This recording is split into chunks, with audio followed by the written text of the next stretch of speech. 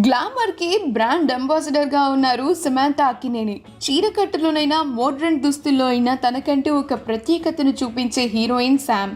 అయితే రీసెంట్గా భర్త నాగచైతన్యతో కలిసి చేసిన ట్రెడిషనల్ ఫోటోషూట్ సోషల్ మీడియాలో ఎంతో వైరల్ అయిన కొద్ది గంటలకే సమాంతా గ్లామర్ పిక్ ఒకటి బయటకొచ్చింది.